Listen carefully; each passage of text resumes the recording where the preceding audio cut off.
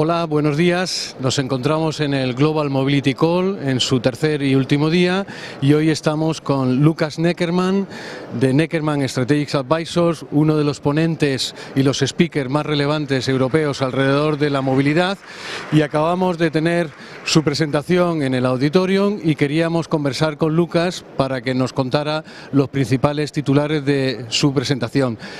Hi Lukas, good morning. Thank you for being with us. I would like to ask you about summarize how do you see this mobility revolution and how do you see the role of the automotive sectors in this mobility revolution? The first thing to note, Manuel, is that the automotive industry is not just simply becoming a mobility industry, it is becoming a part of something which is much greater. The mobility ecosystem includes infrastructure, it includes technology, it includes public transportation, it includes a multitude of other sectors that the automotive industry hasn't necessarily needed to associate with before. So in order to transform and in order to become a value-adding part of this mobility ecosystem, yes, the automotive industry needs to change. Obviously, it needs to completely change the supply chain that leads up to electrification.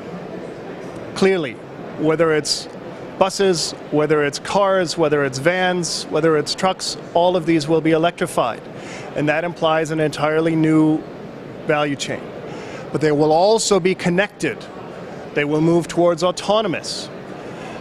In particular for passenger transport, we are seeing much more shared mobility.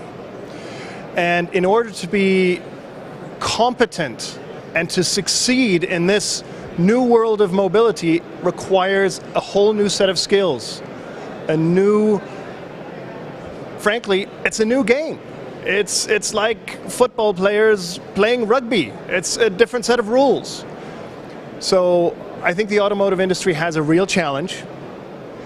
It can become an important part of this ecosystem, but it needs to build up competence and invest in the right elements and secure the supply chain to succeed in the mobility ecosystem. Really interesting, Lukas. You have a global view about what is happening around the globe. How do you see Spain, in this mobility revolution? Well, let's first talk about this conference here, which gives me great hope because it includes all of the various factors of that ecosystem. As I mentioned, we have infrastructure represented, we have energy represented here, we have the technology companies represented. Yes, of course we have the automotive and the manufacturing sector represented here, financial services even, which is also an important part of this ecosystem.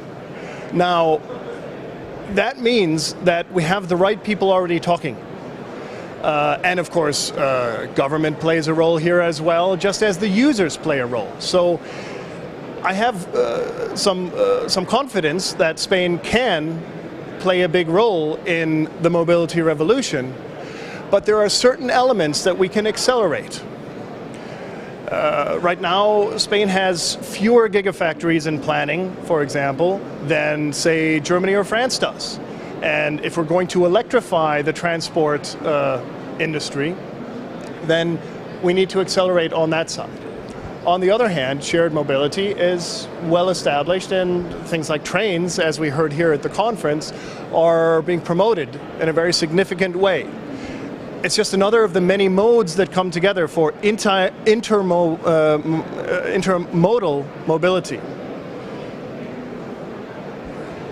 Okay, Lukas, and the last but not least,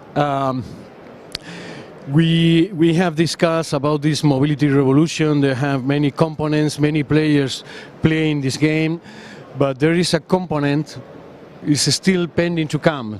It's the autonomous vehicle. How do you see the importance of the autonomous vehicle in this mobility revolution? Autonomous mobility brings incredible promise in terms of road safety. We know even at lower levels of autonomous technology, what we know as ADAS, driver assistance systems. There are already improvements being made to road safety, especially for what we call vulnerable road users, pedestrians, cyclists, people on scooters. But beyond road safety, autonomous mobility enables greater accessibility, greater mobility for all. It also enables a better use of our infrastructure by allowing people to share mobility more easily. It will make our public transport networks better. But we still have some hurdles. Yes, there are some technological hurdles that we still need to overcome, but those aren't the biggest ones.